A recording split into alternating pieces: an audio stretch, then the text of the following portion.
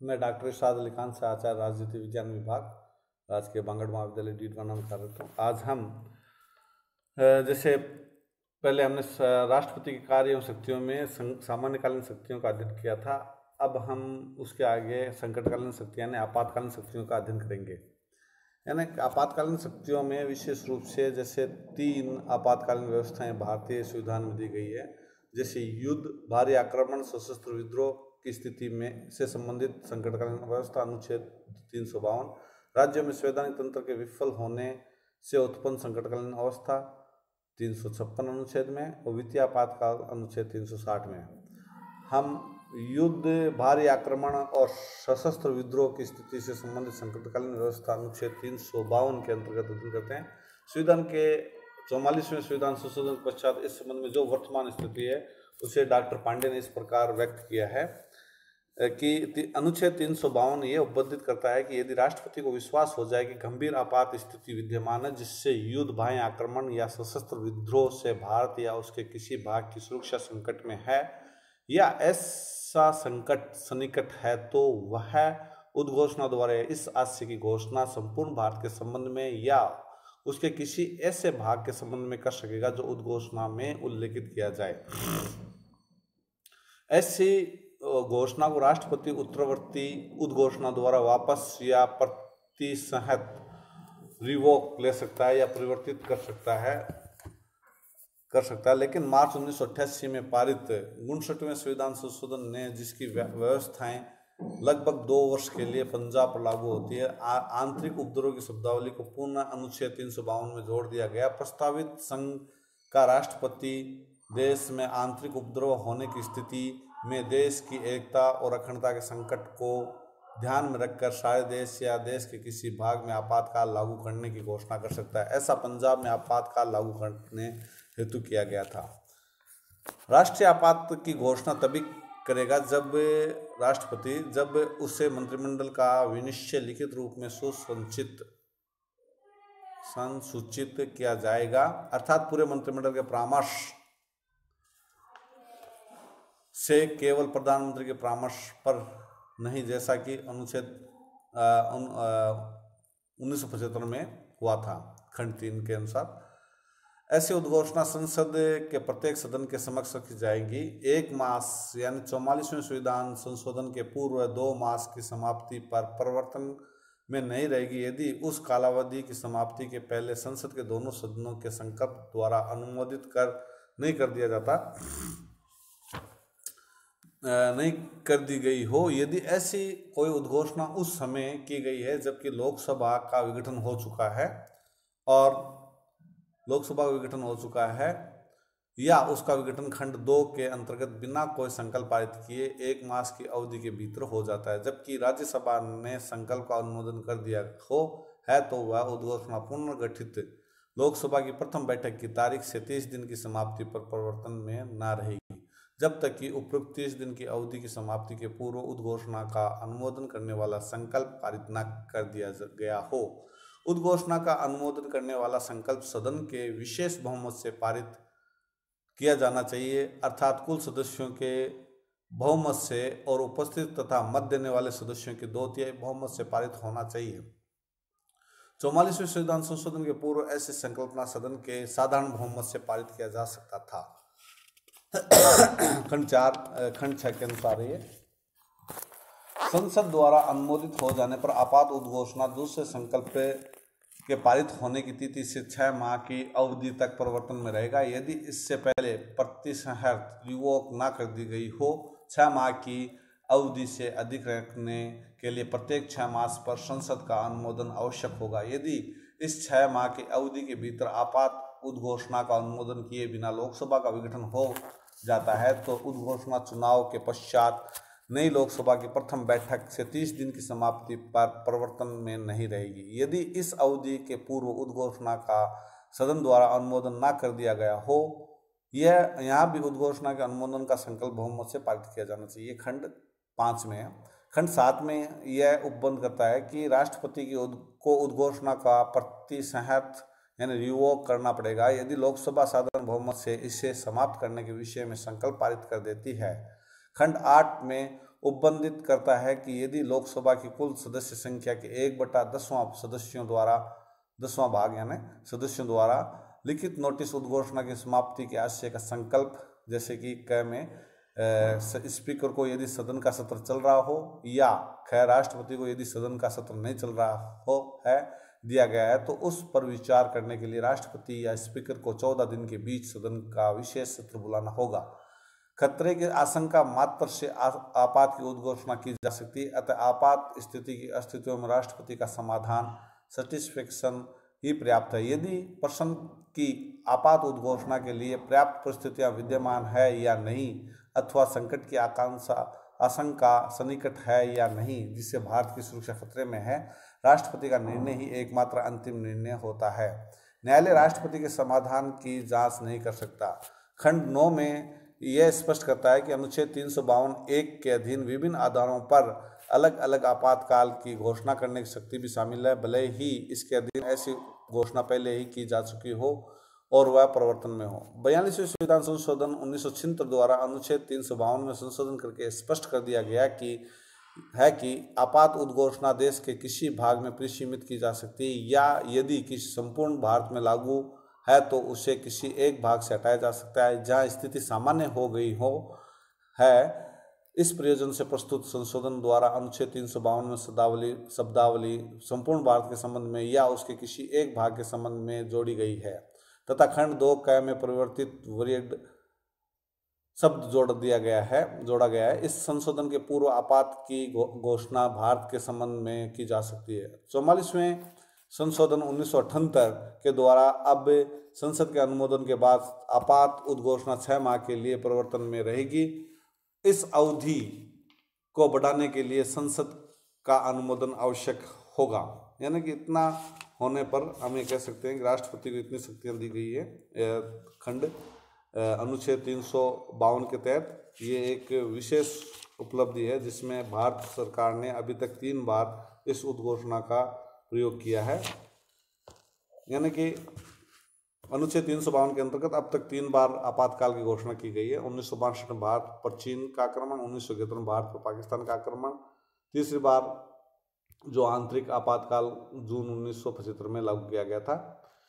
ये सभी लगभग 1977 में समाप्त हो गए। सभी जो आपातकाल थे इससे संबंधित वो सभी हटा दिए गए, यानी कि इसमें विशेष रूप से हम जो प्रभाव पड़ता है इसका वो है केंद्र द्वारा राज्यों को निर्देश, यानी 352 में ये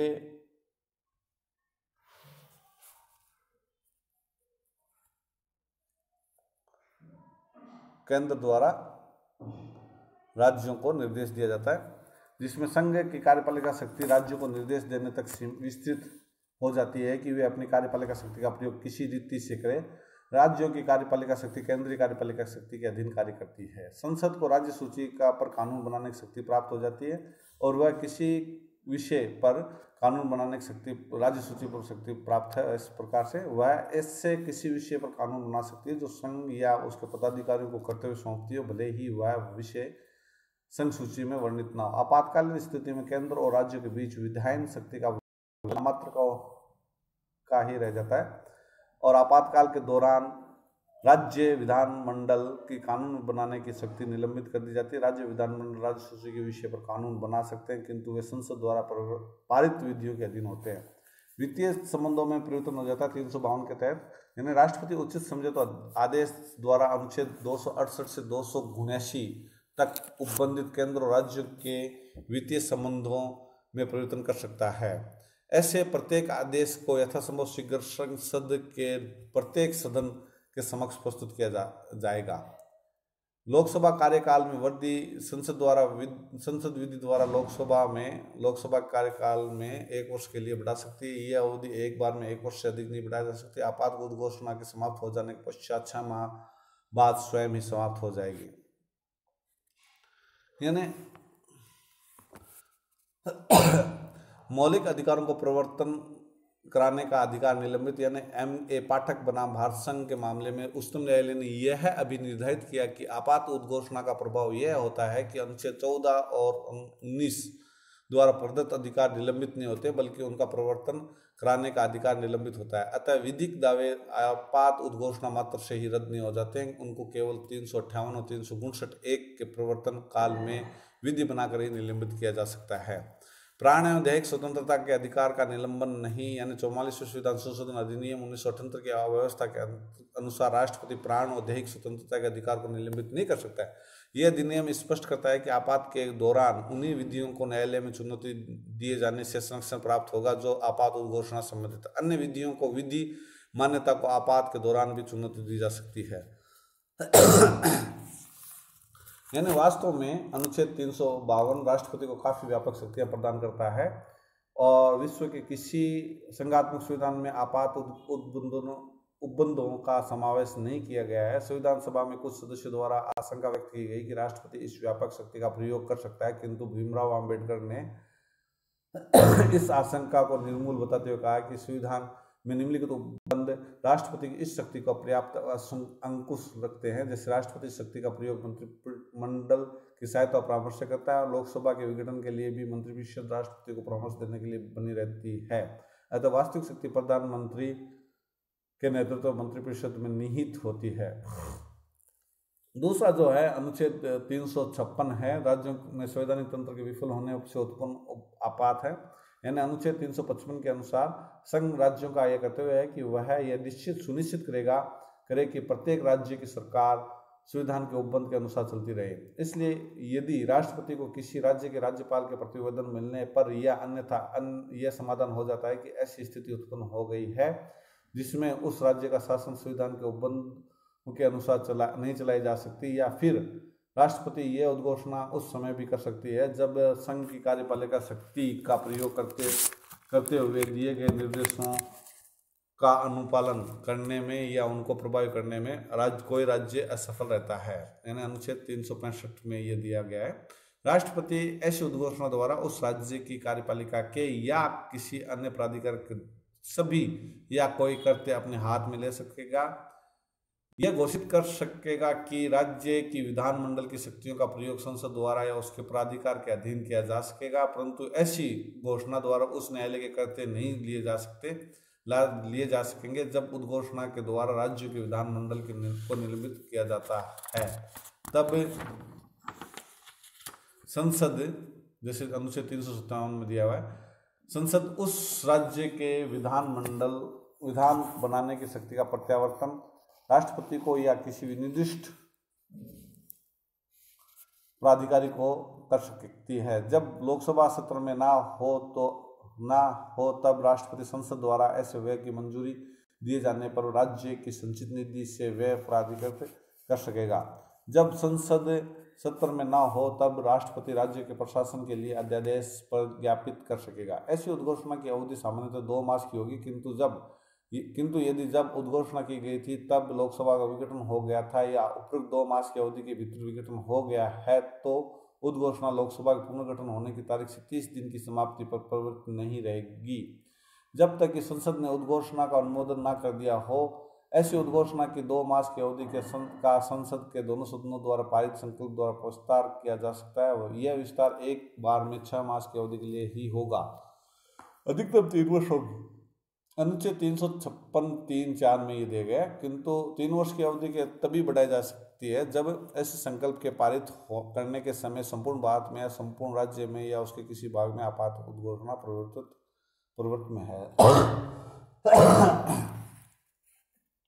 निर्वाचन आयोग यह प्रमाणित कर देता है कि विनिर्दिष्ट अवधि के दौरान खंड 3 के अधीन अनुमोदित उद्घोषणा की प्रवृत्ति बनाए रखना संबंधित राज्य विधानसभा के साधारण निर्वाचन कराने में कठिनाई के कारण आवश्यक है।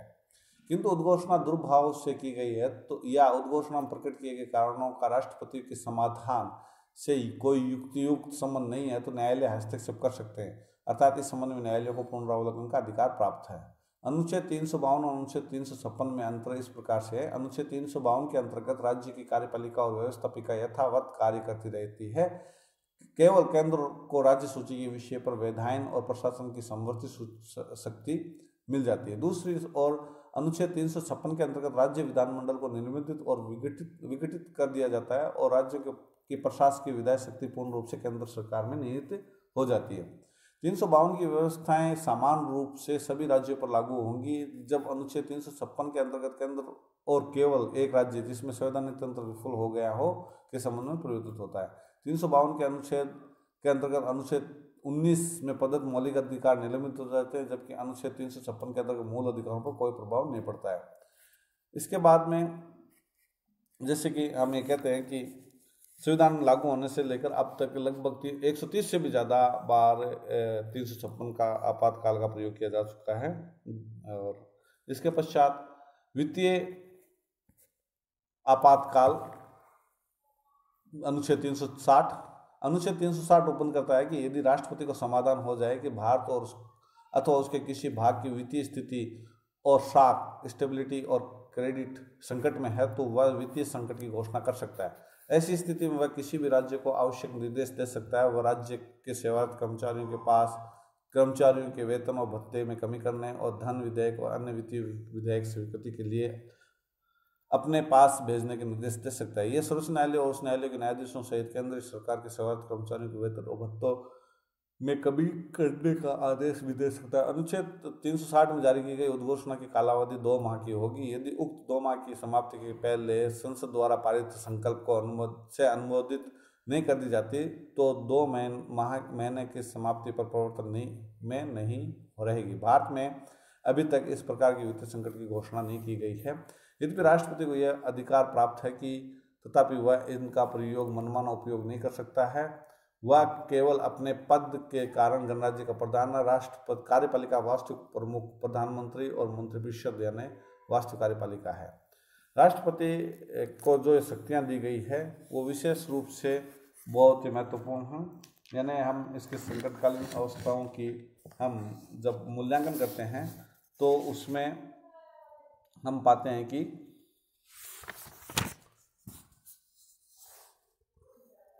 मूल्यांकन में हम पाते हैं कि राष्ट्रपति यानी हरिविष्णु कामत ने संविधान सभा में ये कहा था कि यह श्रमनाक दिन है, ईश्वर भारत की रक्षा करे। संकटकाल के निम्नलिखित आधार पर हम आलोचना करते हैं। राष्ट्रपति अधिनायक बन सकता है, यानी कि आलोचकों के अनुसार संविधान में ऐसी कोई धारा नहीं रखी गई कि राष्ट्रपति मंत्रिमंडल के परामर्श पर ही अपने इन अधिकारों का प्रयोग करेगा। आलोचकों के अनुसार संकट की स्थिति में एकमात्र निर्णायक राष्ट्रपति ही है और राष्ट्रपति के द्वारा संसद से पूछे बिना भी संकटकालीन घोषणा 1 माह के लिए लागू की जा सकती है। 1 माह की इस अवधि में वह मंत्रिमंडल को पदच्युत और लोकसभा को भंग कर लगभग 5-7 माह तक मनमाना शासन कर सकता है। महत्वाकांक्षी राष्ट्रपति इस अवधि में अपनी स्थिति सुदृढ़ कर अधिनायक बनने का प्रयत्न करता है, यानी कि संवैधानिक जो प्रतिबंधहीन अवस्था में शक्तियों का निर्वोध प्रयोग दुरुपयोग का आशंका रहती है। इसमें संघात्मक रूप का अंत होता है। संविधान द्वारा भारत में एक संघात्मक शासन व्यवस्था की स्थापना की गई, लेकिन संविधान में यह संकटकालीन उपबंध संघात्मक शासन व्यवस्था का आधारभूत स्वरूप ही समाप्त कर देता है। संवैधानिक तंत्र की विफलता के समय राज्य सरकार लगभग समाप्त हो जाती है। युद्धकालीन अथवा वित्तीय संकट में राज्य सरकार और केंद्र सरकार के नियंत्रण का अत्यधिक बढ़ जाता है और परिणामतः राज्य सरकारों का रूप एक ऐसे एजेंट के समान हो जाता है जिसका कार्य संघीय सरकार के आदेशों का पालन करना भर हो। राज्यों में विरोधी दलों की सरकार का दमन संभव है। अनुच्छेद 356 के अंतर्गत राज्यों में संवैधानिक तंत्र की विफलता का स्थिति संकटकालीन घोषणा की भी व्यवस्था हो जाती है और संकटकालीन अवस्था बन जाती है। राज्यों की वित्तीय स्वायत्ता समाप्त हो जाएगी, यानी कि हरदेनाथ कुंजरू ने कहा कि संकटकाल के नाम पर राज्यों की वित्तीय स्थिति स्वायत्ता समाप्त हो जाएगी। मूल अधिकार अर्थहीन हो जाएगा, जैसे कामत और सबन लाल सक्सेना ने भारत संविधान का एक धब्बा कहा इसको। इसके अलावा संवैधानिक तंत्र की विफलता हो जाएगी और संकट काल का जो स्थिति है निर्णय उसमें भी राष्ट्रपति एकमात्र अधिकार कोई न्यायालय चुनौती नहीं दे सकता है। 44 संविधान संशोधन द्वारा संविधान में ऐसी व्यवस्था की गई जिसमें कि मंत्रिमंडल द्वारा राष्ट्रपति को दी गई लिखित सलाह के आधार पर आपातकाल की घोषणा की जा सकेगी। यानी निस्संदेह पक्ष में भी तर्क है कि संकटकालीन उपबंध विशेष परिस्थितियों के लिए बनाया गया है, यानी कि ये नहीं कि सदैव लागू किया जाए, ये विशेष परिस्थितियों के लिए बनाया गया है। यानी संघात्मक व्यवस्था को समाप्त नहीं करते हैं, केवल सीमित करते हैं। संकट काल समाप्त हो जाने पर संघात्मक व्यवस्था पुनः अपने सामान्य स्थिति में आ जाती है। राष्ट्रपति या अन्य कोई पदाधिकारी तानाशाही नहीं बन सकता है। जैसे टी कृष्णाचार्य ने कहा कि अगर कार्यपालिका अपनी संकटकालीन शक्तियों का दुरुपयोग करती है तो संसद उसे सबक दे सकते हैं। संकटकाल में नागरिक अधिकारों की अपेक्षा राज्य की अधिक सुरक्षा दी जाती है। यानी कि संकट काल में जहां तक संकटकालीन घोषणा के अंतर्गत मूल अधिकारों के स्थगन का प्रश्न है, इस संबंध में संविधान निर्माताओं के सामने व्यक्ति की स्वतंत्रता एवं राज्य की सुरक्षा तथा राज्य के अंतर्गत व्यवस्था के बीच उचित संबंध स्थापित करने का समस्या थी। व्यक्ति की दृष्टि से संकटकाल में मूल अधिकारों का स्थगन चाहे कितना ही अनुचित क्यों न हो, राज्य की सुरक्षा और व्यवस्था की दृष्टि से संकटकाल में मूल अधिकारों का स्थगन कुछ सीमा तक आवश्यक है। सशस्त्र विद्रोह या वित्तीय संकट की स्थिति भी भयावह है। यानी कि सशस्त्र विद्रोह और वित्तीय संकट की स्थिति भी उतनी भयावह हो सकती है जितनी युद्ध के कारण उत्पन्न स्थिति। यानी टी कृष्णाचार्य ने लिखा है कि संविधान के अंतर्गत की गई संकटकालीन व्यवस्था को एक आवश्यक बुराई के रूप में स्वीकार करना होगा, क्योंकि इन बंदों के बिना संविधान निर्माण के हमारे सभी प्रयत्न ही अंततः असफल हो जाएंगे। 1975 में जो लागू किया गया था, 19 माह के आपातकाल में आपातकालीन शक्तियों का बहुत अधिक दुरुपयोग हुआ था। 44 संविधान संशोधन 1976 द्वारा व्यवस्था की गई कि 78 द्वारा व्यवस्था की गई निजी स्वार्थों की रक्षा के लिए आपातकाल लागू नहीं किया जा सकता। राष्ट्रपति की जो वास्तविक स्थिति है स्वतंत्र राष्ट्रपति और संवैधानिक प्रधान की स्थिति के रूप में। यानी स्वतंत्र राष्ट्रपति की तो ये हम कह सकते हैं कि संघ अनुच्छेद 53 संघ की कार्यपालिका शक्ति राष्ट्रपति में नियुक्त होगी। वह इसका प्रयोग इस संविधान के अनुसार या तो स्वयं या अपने अध्यक्ष पदाधिकारी द्वारा करेगा। अनुच्छेद 17 में राष्ट्रपति को अपने कार्य को संपादन करने की सहायता और मंत्रणा देने के लिए मंत्रिपरिषद होगी, जिसका प्रधान प्रधानमंत्री होगा। डॉक्टर BM शर्मा अनुच्छेद 53 के बारे में लिखता है कि क्या राष्ट्रपति चाहे तो वास्तविक शासक बन सकता है। DN बनर्जी भी लिखता है क्या राष्ट्रपति को अनुच्छेद 17 के उपबंध को मानने को बाध्य किया जा सकता है। क्या राष्ट्रपति हर स्थिति में अपने मंत्रियों की मंत्रणा मानने में बाध्य है। ग्लेड हिल ने लिखा है कि इस बात का पर्याप्त संभावना है कि राष्ट्रपति बिना संविधान का उल्लंघन किए ही तानाशाह बन बैठे। BN राव भी इस संबंध में लिखता है कि संविधान राष्ट्रपति का ऐसा कोई वैधानिक उत्तरदायित्व निश्चित नहीं करता कि वह मंत्रियों की मंत्रणा के आधार पर कार्य करेगा। क्या वह किस सीमा तक ऐसा करने के लिए बाध्य होगा, परंपरा का विषय है। 17(1) के बारे में डॉक्टर राजेंद्र प्रसाद ने कहा कि अनुच्छेद 17(1) यह नहीं कहता कि राष्ट्रपति को मंत्रियों की मंत्रणा माननी होगी। डॉक्टर राजेंद्र प्रसाद ने ही 28 नवंबर 1960 को भारतीय विधि संस्थान में भाषण के दौरान इस तथ्य की ओर ध्यान आकर्षित करते हुए कहा कि संविधान कोई ऐसी सुनिश्चित व्यवस्था नहीं है कि जिसके अनुसार राष्ट्रपति अपनी मंत्री परिषद के परामर्श के अनुसार कार्य करने के लिए बाध्य हो। इस संबंध में जैसे कि भारत के प्रधानमंत्री ब्रिटेन के सम्राट के साथ समानता करना उचित है कि उन्होंने आवश्यकता पर बल दिया कि वैज्ञानिक पद्धति से इस संदर्भ में अध्ययन और परीक्षण होना चाहिए जिससे राष्ट्रपति के कार्यों शक्तियों की सीमाओं का आभास हो सके। Power and functions of presidents के बारे में लिखते हैं कि KM मुंशी अपनी रचना में power and functions of president लिखते हैं भारतीय राष्ट्रपति को एक संवैधानिक अध्यक्ष से अधिक निश्चित और सकारात्मक नहीं होना चाहिए। सकारात्मक भूमिका प्राप्त राष्ट्रपति की कुछ शक्तियां उच्च मंत्रिमंडलीय है, उनके संबंध में मंत्रिमंडल कोई परामर्श नहीं दे सकता।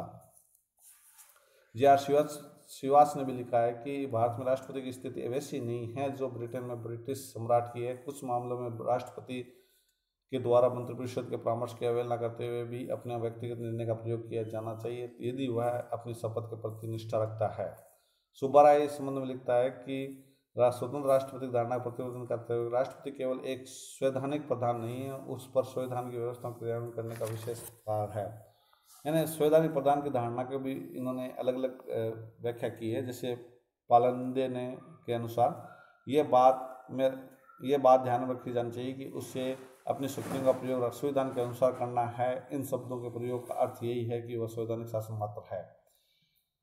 अध्यक्ष डॉक्टर अम्बेडकर ने कहा था कि राष्ट्रपति प्रारूप समिति के अध्यक्ष डॉक्टर अम्बेडकर ने कहा था कि राष्ट्रपति को वही स्थिति है जो ब्रिटिश सम्राट में सम्राट की। वह राष्ट्र का प्रधान कार्यपालिका का नहीं, वह राष्ट्र का प्रतिनिधित्व करता है, उसका शासन नहीं। वह साधारणतः मंत्रियों के परामर्श को मानने के लिए बाध्य होगा। वह ना उसके परामर्श के विरुद्ध कुछ कर सकता है, ना उसके परामर्श के बिना ही। प्रधानमंत्री नेहरू ने कहा था कि हम सरकार की इस मंत्रिमंडलीय व्यवस्था पर बल देना चाहते हैं कि वास्तविक शक्ति मंत्रिमंडल व्यवस्था पर कमी निहित है, ना कि राष्ट्रपति में। हमने अपने राष्ट्रपति को वास्तविक शक्ति नहीं दी है, वरन हमने उनके पद और को गौरव और प्रतिष्ठा से विभूषित किया। डॉक्टर राजेंद्र प्रसाद ने भी संविधान सभा का अध्यक्ष थे उस समय, कहा था कि संविधान में ऐसी कोई बात नहीं है जिसके कारण राष्ट्रपति मंत्रिमंडल की सलाह मानने के लिए बाध्य हो। फिर भी यह आशा की जाती है कि जैसे इंग्लैंड का राजा हमेशा अपने मंत्रियों की सलाह को मानता है, ऐसी प्रथा इस देश में अपना ली जाएगी। राष्ट्रपति सब कामों में केवल नाम मात्र का शासक होगा। पंडित नेहरू ने 7 जुलाई 1959 को दोहराया कि हमारा संविधान राष्ट्रपति को इंग्लैंड के सम्राट और सामग्री जैसे स्थिति प्रदान करता है। अगर ऐसा नहीं है तो मंत्रिमंडल और संसद के उत्तरदायित्व के प्रश्न को हानि पहुंचेगी। दिसंबर 1957 में संसदीय अध्ययन संस्थान ने लोकसभा भंग करने के संवैधानिक प्रश्न पर सेमिनार आयोजित किया था और अनेक विधानशास्त्री, न्यायविदों, राजनीतिकों को आमंत्रित किया गया। इस सेमिनार में भाग लेने वालों में लगभग डॉक्टर हरदेनाथ कुंजरू, न्यायमूर्ति दास, जॉर्ज वर्गीज, BKP सिंह, तारकेश्वर सिन्हा, अजीत प्रसाद जैन, डॉक्टर लक्ष्मी मल सिंघवी ने कहा कि राष्ट्रपति प्रधानमंत्री की सहायता और परामर्श स्वीकार करने के लिए बाध्य है। UNR राव की रिट याचिका पर निर्णय देते हुए न्यायाधीश सीकरी ने भी कहा 17 मार्च 1971 में कहा था कि संविधान का 76वां अनुच्छेद आदेशात्मक है और राष्ट्रपति कैबिनेट की सहायता और परामर्श के बिना कार्य नहीं कर सकता। यानी कि इसमें अलग अलग जैसे 13वीं, 14वीं, 15वीं यानी 12वीं, 13वीं, 14वीं, 15वीं लोकसभा के चुनाव में जैसी स्थिति बनी उसमें राष्ट्रपति को विशेष रूप से देखना पड़ा। और इस संदर्भ में जो सभी विधिवक्ता थे, FS नरीमैन, सोली सोराबजी, KK वेणुगोपाल आदि लगभग सभी सहमत हैं कि 2 बातों के संबंध में राष्ट्रपति निश्चित रूप से अपने विवेक के अनुसार कार्य करने के लिए स्वतंत्र है। ये 2 बात: प्रधानमंत्री का चयन, लोकसभा भंग करने का कार्य। वेंकटरमन ने एक अवसर पर कहा था कि राष्ट्रपति का पद आपातकालीन प्रकाश व्यवस्था की भांति है। संकट की स्थिति में इसकी भूमिका स्वतः प्रारंभ हो जाती है और संकट समाप्त हो जाने पर इसकी भूमिका स्वतः समाप्त हो जाती है। HM जैन ने लिखा कि राष्ट्रपति की शक्तियों का प्रश्न कानून नहीं वरन एक राजनीतिक प्रश्न है। इसका उत्तर कानूनी और अथवा संविधान के प्रश्नों पर उतना निर्भर नहीं करता जितना व्यवहारिक राजनीति की परिस्थितियों पर निर्भर करता है। ये परिस्थितियां संसद में विविध पक्षों की स्थिति और उनका नेतृत्व है, राष्ट्रपति और प्रधानमंत्री के मध्य परस्पर संबंध की स्थिति, राष्ट्र की स्थिति, जनमत की स्थिति। उदाहरण के लिए यदि देश में भारी आक्रमण, आंतरिक अव्यवस्था के कारण आपात की स्थिति हो, प्रधानमंत्री निर्बल व्यक्तित्व वाला व्यक्ति हो और उसे लोकसभा में क्षीण बहुमत प्राप्त हो, तो निस्संदेह जनता संरक्षण और निर्देशन के लिए राष्ट्रपति की ओर उन्मुख हो सकती है। विशेषकर यदि राष्ट्रपति सुदृढ़ चरित्र वाला प्रभावशाली व्यक्ति है, लेकिन सामान्य परिस्थितियों में द्वितीय श्रेणी का प्रधानमंत्री भी राष्ट्रपति पर छाया रहेगा। 44वें संविधान संशोधन में राष्ट्रपति की स्थिति को चेंज किया गया 1979 में। 44वें राष्ट्रपति को मंत्रिपरिषद से परामर्श प्राप्त होगा। उसके अनुसार उसके संबंध में राष्ट्रपति को अधिकार होगा कि वह मंत्रिपरिषद को इस परामर्श पर पुनर्विचार के लिए कहे, लेकिन पुनर्विचार के बाद मंत्रिपरिषद से राष्ट्रपति को जो परामर्श प्राप्त होगा, राष्ट्रपति उस परामर्श के अनुसार ही कार्य करेगा। 44वें संविधान संशोधन में ये व्यवस्था की गई थी। व्यवहार में अलग अलग समय में अलग अलग जो हुए उसके हम अध्ययन कर सकते हैं। जैसे कि अप्रैल 1977 के अंतिम दिनों में कार्यवाहक राष्ट्रपति BD जत्ती और संघीय मंत्रिपरिषद के बीच 9 राज्यों की विधानसभा को भंग करने संबंधी प्रस्ताव के विषय में असहनीय विवाद की स्थिति अवश्य उत्पन्न हुई, लेकिन अंत में श्री जत्ती द्वारा अपने पद की संवैधानिक सीमाओं को स्वीकार करते हुए मंत्रिपरिषद परामर्श को स्वीकार कर लिया। 85-89 के वर्षों में भी 87 में 6 महीनों के में राष्ट्रपति और प्रधानमंत्री के बीच जिस प्रकार के तीखे विवाद उत्पन्न हुए उसे देखा जा सकता है ना। और इसके अलावा अनुच्छेद 78 के अंदर प्रधानमंत्री से सूचना प्राप्त करने का अधिकार जो दिया गया है, उसके तहत राष्ट्रपति किसी से ये मांग सकता है। 9वीं लोकसभा चुनाव 1989 नवंबर 1989 के बाद जो स्थिति बनी थी उसके आशंकाओं को जन्म दिया। VP सिंह सरकार के पतन के बाद नवंबर 1990 को प्रधानमंत्री पद से चंद्रशेखर के त्याग पत्र के बाद 1991 अनेक शंकाओं को जन्म दिया, लेकिन ये शंकाएं निराधार निकली। यानी 1996 से 2000 के बीच में 3 प्रधानमंत्री, 3 लोकसभा चुनाव देखे गए। और संविधान दिवस जो 1900 संविधान दिवस 98 की पूर्व संध्या पर राष्ट्रीय दूरदर्शन पर साक्षात्कार में कहा था राष्ट्रपति ने, मेरे मानस में राष्ट्रपति की छवि एक प्रशासनिक राष्ट्रपति की नहीं, एक वर्ण एक कार्यकारी राष्ट्रपति की, जिससे संविधान की सीमाओं में कार्य करना है। राष्ट्रपति को प्रशासन में सीधे हस्तक्षेप करने या घटनाक्रम को प्रभावित करने की प्रत्यक्ष शक्ति बहुत कम अंशों में प्राप्त है, लेकिन राष्ट्रपति पद का कार्यपालिका पर, शासन के अन्य अंगों पर तथा संपूर्ण रूप से जनता पर चातुर्यपूर्ण सूक्ष्म प्रभाव अवश्य ही प्राप्त है। यानी 44वां संविधान संशोधन की स्थिति से भारत के संवैधानिक इतिहास में अब तक 2 बार प्रयोग किया गया अक्टूबर 1997 में जब केंद्रीय मंत्रिमंडल ने राष्ट्रपति को उत्तर प्रदेश में राष्ट्रपति शासन लागू करने के लिए परामर्श दिया। सितंबर 1998 में जब बिहार में राष्ट्रपति शासन लागू करने का परामर्श दिया, तब इन दोनों अवसरों पर राष्ट्रपति ने 44वें संशोधन को आधार बनाकर मंत्रिमंडल को अपने निर्णय पुनर्विचार करने के लिए कहा। मंत्रिमंडल ने अपने परामर्श को पुनर्विचार करते हुए दोनों ही अवसरों पर उसे वापस ले लिया। इस प्रकार राष्ट्रपति ने असाधारण वस्तुनिष्ठता और परम ईमानदारी का परिचय देकर संविधान की सच्चे संरक्षक की भूमिका निर्वाह किया। 2002 में राष्ट्रपति पद पर डॉक्टर अब्दुल कलाम अपने पद के समस्त मर्यादाओं का पालन करते हुए भारतीय राज व्यवस्था की गतिशीलता, तेजस्विता और आवश्यक आधुनिकता प्रदान करने की चेष्टा में संलग्न रहे। अगस्त 2002 में राष्ट्रपति ने चुनाव सुधार अध्यादेश मंत्रिमंडल को लौटाने का जो कार्य किया, उससे यह स्पष्ट हो गया कि राष्ट्रपति सर्वनिम्न शून्य के रूप में कार्य करने के लिए तैयार नहीं थे, लेकिन उन्होंने अपने पद की मर्यादा को सदैव ही दृष्टि में रखा। 25 जुलाई 2007 को श्रीमती प्रतिभा देवी सिंह पाटिल ने राष्ट्रपति पद ग्रहण किया और अपने पूरे कार्यकाल में नितांत गौरवपूर्ण ढंग से उन्होंने अपने समस्त गौरव संवैधानिक दायित्वों का निर्वाह किया। 2012 में भारतीय राजनीतिक वरिष्ठ राजनीतिज्ञ प्रणब मुखर्जी राष्ट्रपति के पद पर निर्वाचित हुए और उन्होंने लोकपाल चयन समिति गठन, स्नूपगेट जासूसी प्रकरण के प्रसंग में जांच आयोग स्थापित करने के प्रसंग में राष्ट्रपति ने मनमोहन सिंह मंत्रिमंडल के निर्णय को भविष्य के लिए टालने का परामर्श दिया। सिंह मंत्रिमंडल ने इस परामर्श को स्वीकार कर लिया। यानी स्वतंत्र राष्ट्रपति की धारणा को अपनाया जा सकता है, परंतु ऐसा नहीं है। इस संबंध में 1996 से 2016 के वर्षों में ये स्थिति भविष्य में स्थिति बने रहेंगे। इस संबंध में न स्वतंत्र राष्ट्रपति की धारणा को अपनाया गया है जा सकता है और ना ही इस धारणा को अपनाया जा सकता है भारत राज्य की संवैधानिक व्यवस्था के हित में होगा। आज हम इतना अध्ययन करेंगे। धन्यवाद।